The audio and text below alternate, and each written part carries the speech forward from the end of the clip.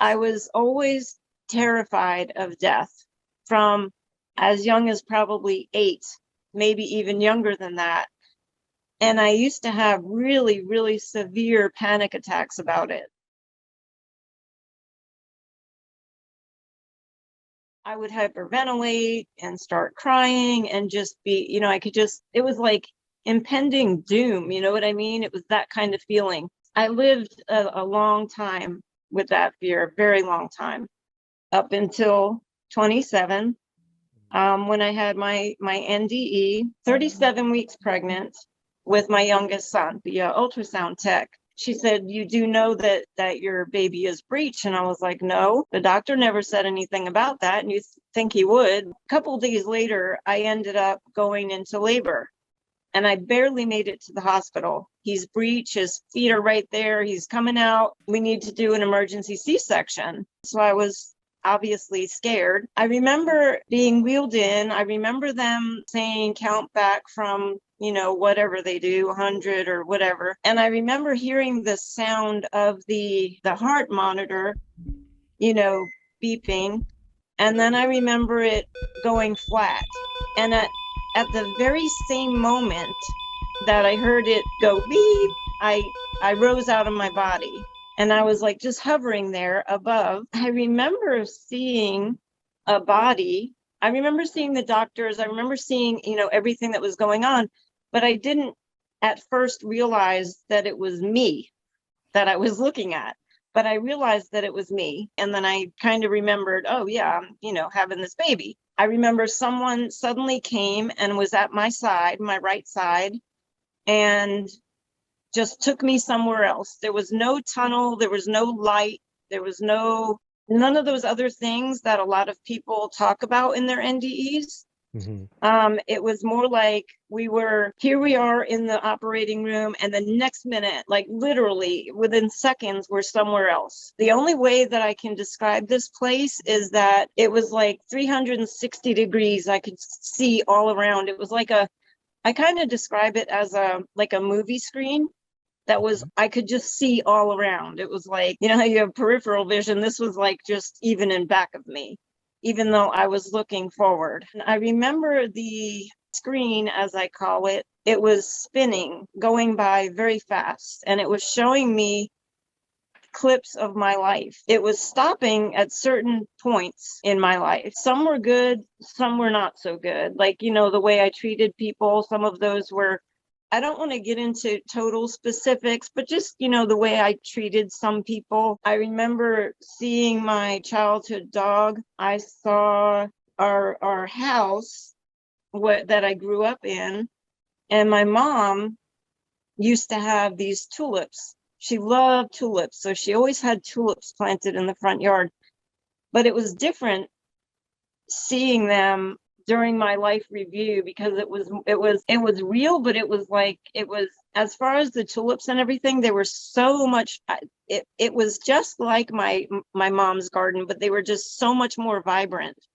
And they were I know plants are alive, but they were like more alive, if that makes sense. We stayed in that place. But I remember thinking to myself, when it was stopping, especially when it stopped at the parts I was not very proud of, the way I treated people. I think we all have, done some things that we were not proud of, or treated people badly, or, said an unkind word or something like that. And those are the things that I'm talking about that it was stopping at.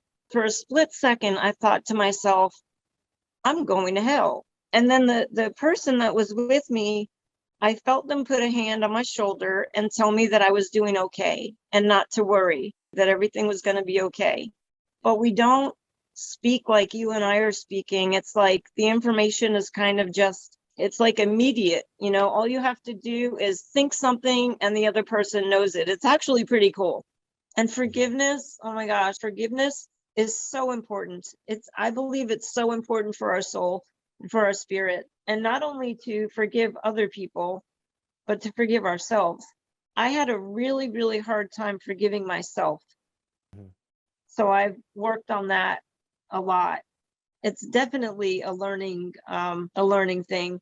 we're meant to, I believe that's why we're shown those things. It's, it's not for nothing. It's not like here, here's your life, just look at it and that's it. I mean, it's definitely to teach us where we can do better, where we've done good and where we need to improve. But anyway, they said to me, what do you want to do? And I knew what that meant. They were saying, do you want to stay or go back? I immediately said, I need to go back.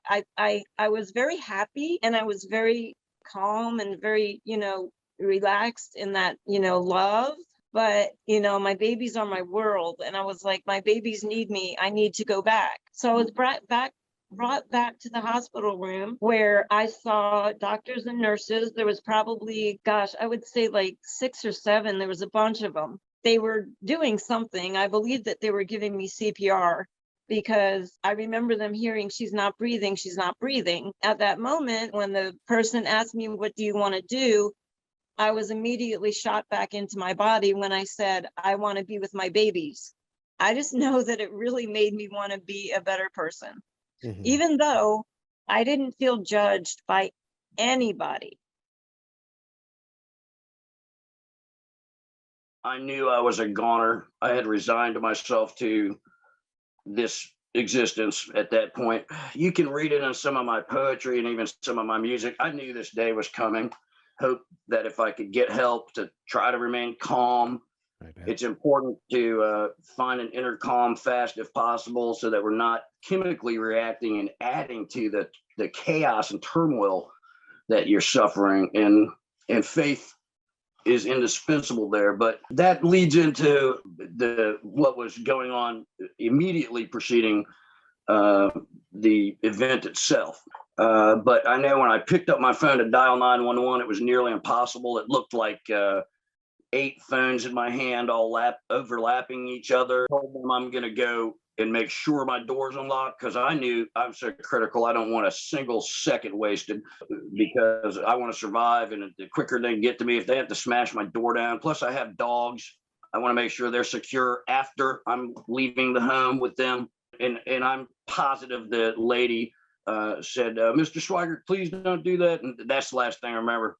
I'm just down the steps. That's the last thing I remember while I'm on the phone with them.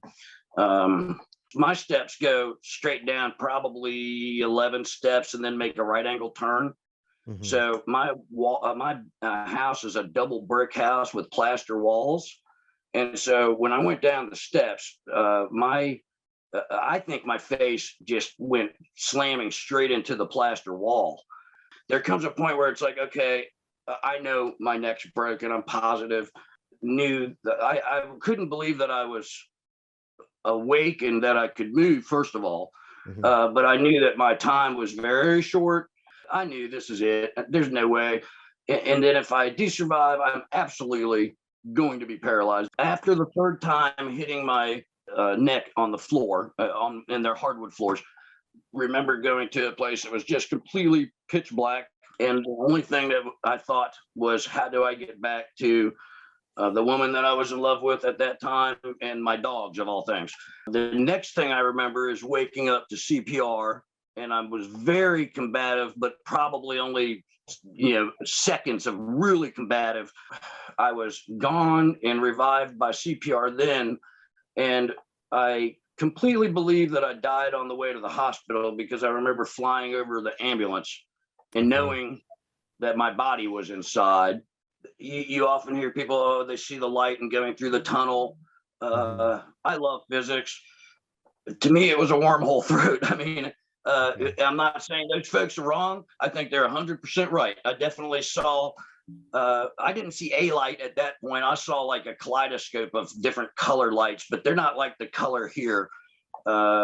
Just every range of color, luminescing, but spinning. I don't want to say it was all spinning in one direction either. It was like a conglomeration and everything doing its own chaos of light.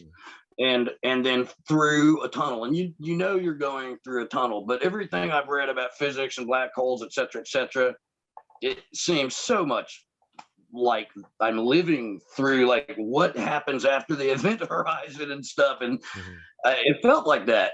I didn't have a life review. That's another thing that a lot of people will talk about. And I felt like, you know, when I first went to the place of blackness and then died, I was brought back by CPR, but apparently I died again at the hospital. The only thing I wanted was to return to the woman that I loved and my dogs who show me unconditional love. The whole thing was love. In my first moment in death, the only thought was love. And I just felt like that was the reason why I was allowed to come back. And it sounds kind of nutty, but there was a point at that same time, like I didn't hear anything. I just had a knowingness that I was going to come back. The next thing I remember after, so I felt like I didn't have a life review because my only thought was love. It felt like I was at the edge of a meadow. I like to hike. And there was a beautiful field of just incredible flowers of all different colors and the perfect breeze, the perfect temperature, music, like the celestial music's hard to even explain. It was almost like every presence had a contributing tone. It's not like the earthly music that we make. It was just something that's truly indescribable, but it was the most beautiful music I've ever heard. Now, the person that I was in love with, that I wanted to come back for, was with me there. She's still alive. We both broke our necks. She can walk, I can walk. It's kind of crazy stuff. And we ended up spending a year and a half together. And we're still friends. And, you know, we go our separate ways at times. And we've done that. And I'm so thankful for the time that we shared. And we needed each other. And she was there at this meadow with me. And there was a castle in the distance, and I knew that was our home for eternity. And sorry, getting emotional, can't help it. Promised okay, I wouldn't. Please.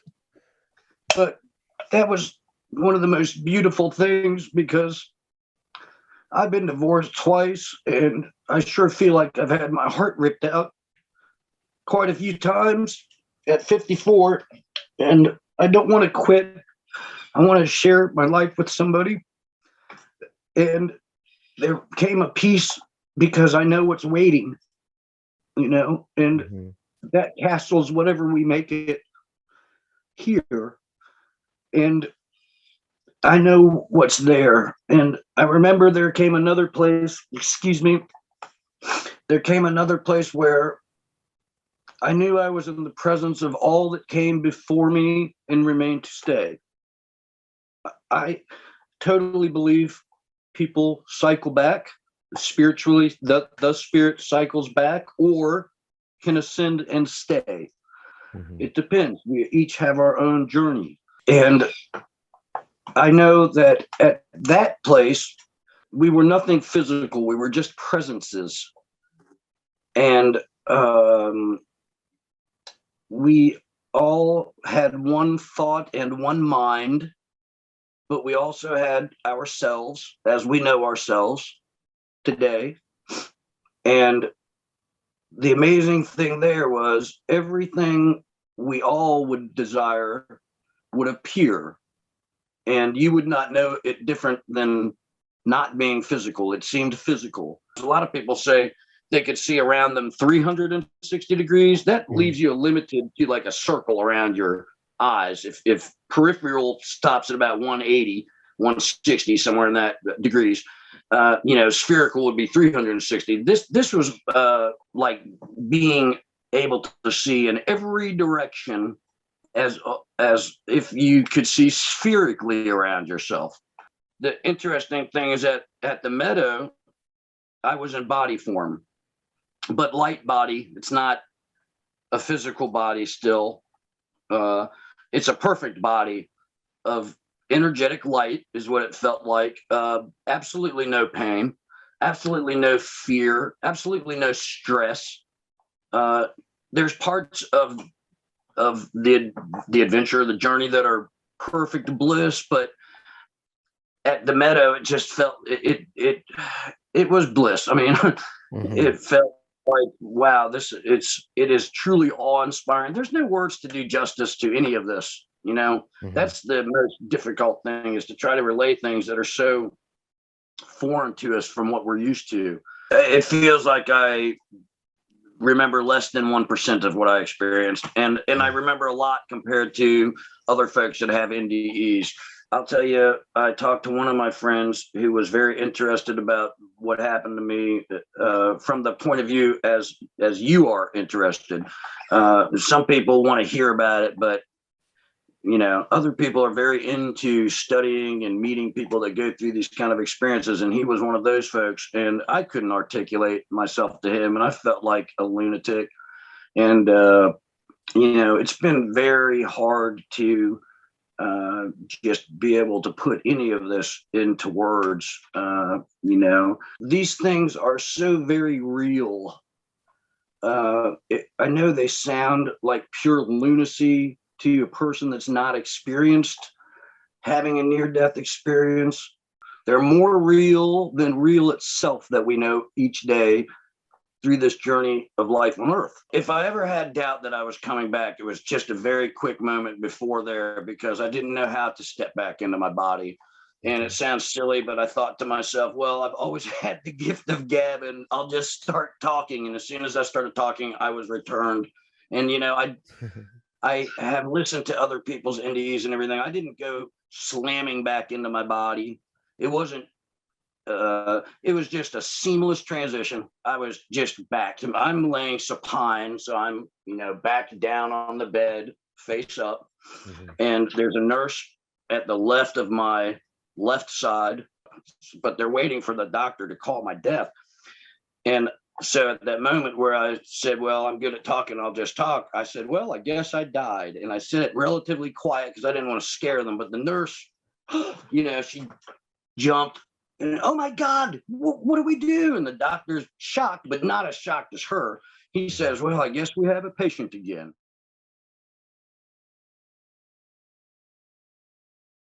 April 2nd, I ended up going into the ICU. I came home from work. I was tasting blood in my mouth for like a week, and I'm like, am I biting my tongue or something like that? I'm just waking up with blood. So I came home from work April 2nd, really tired, and of course, this is right when the pandemic started and everybody's talking about this COVID thing and trying to breathe. And now it is becoming more and more labored, because I woke up in the ICU.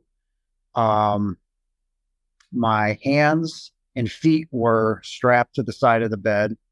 Myriad of people just, right in my face, Jason, you know who you are? Do you know what your name is?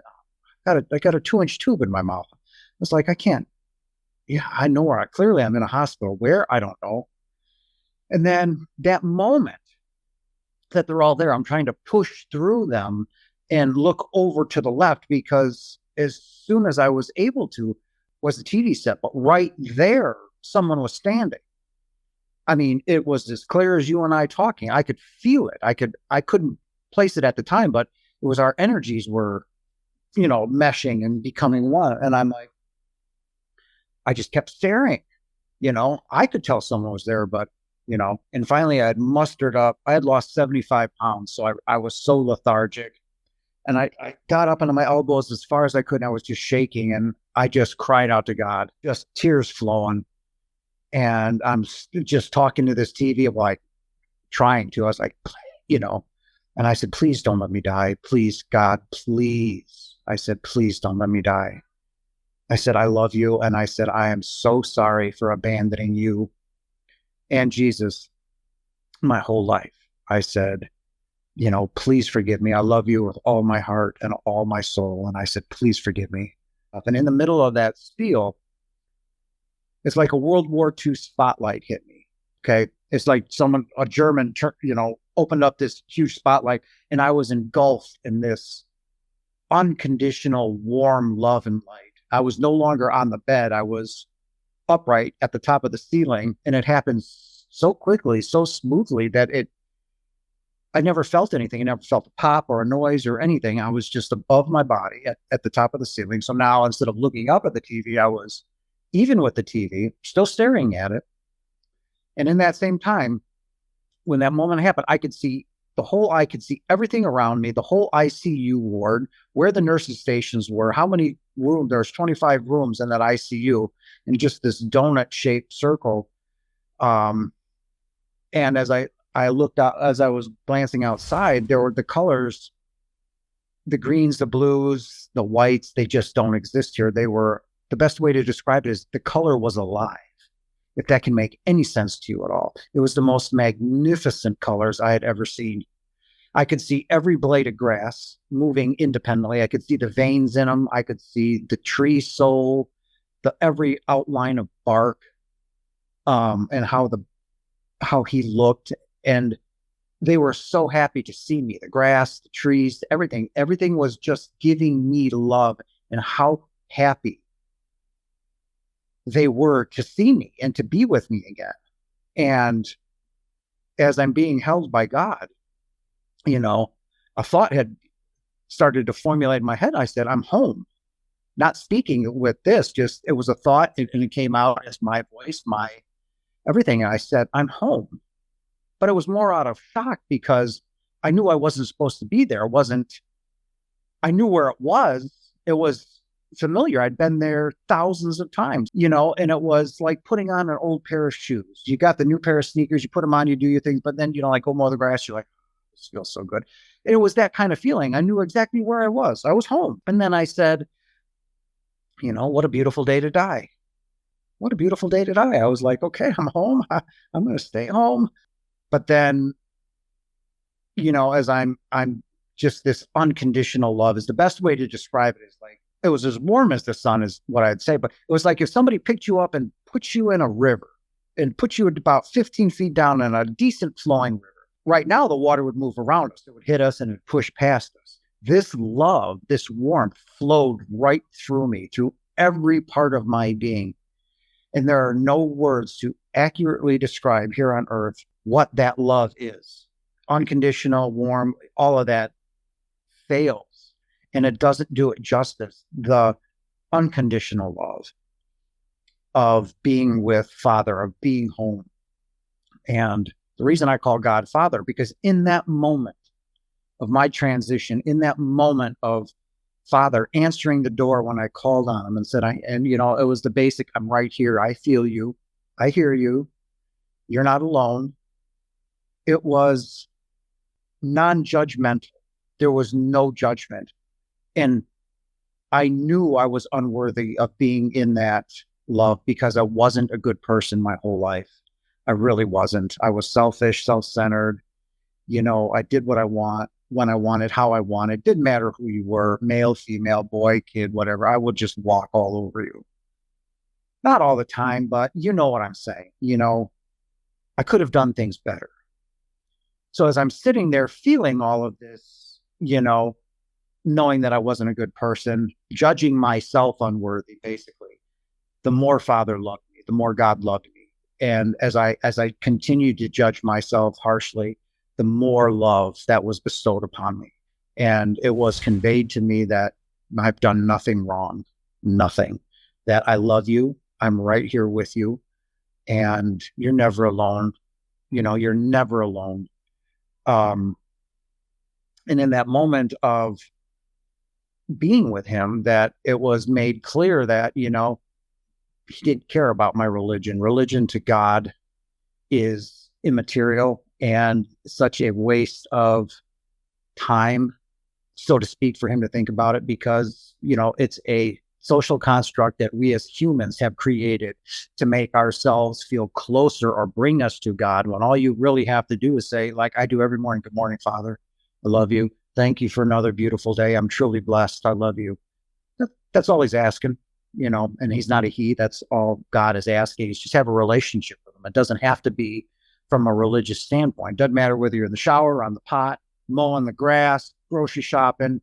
If you're thinking about him and talking to him, he hears you, he sees you, he feels you. And that's such a driving force that I want people to know. You're never alone.